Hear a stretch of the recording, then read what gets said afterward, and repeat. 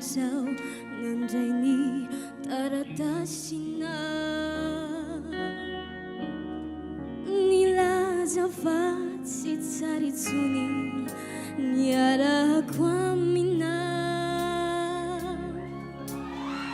ny maso foana no mangano ano mivontirike romi ny molotro asa maina kina sina sy mangaya ny verina namaky fanidrony tonyadalinya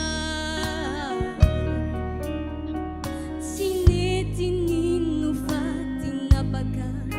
sy saraka manta ny vendivendy toy ny ravinentiny tadioinyao romi tsy nisy tanjonamba efaharako hahai romia romi tiquidrinja mangana leti zao mantaja si mitakiki Zambalha hanefa kaitala Aloko vaky futurovana si maduvaki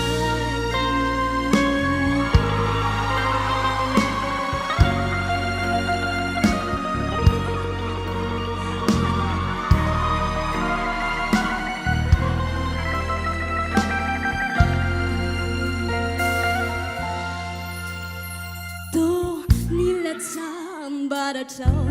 nandray ny taratasina nikiasa ilaresaka mitoka naminao inya tsy zanary anefianao ka hoe itomanindray romi fa aoka hozakaiko samiriry faoriako Romia, Romi tipe Romi inendikunjira Mangalani disacha simitakiki Zambalha hanefa kaitala Aloko vaky futurovana si maduvaki Aloko vaky futurovana si maduvaki Aloko vaky futurovana si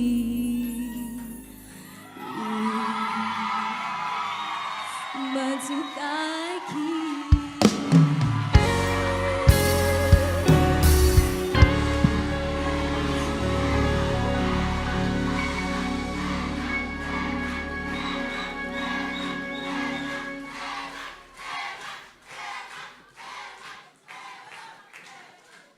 tsy haiko aloha nareo fa le fihetsem-po anatin'le izy na dia hoe be ampipo be ara ny tantaran'le hira aloha vaky fotorovana sy anjokaiky eo nefa malahelo be ihany na nehoany fenohatra azy ahoana ny fahitany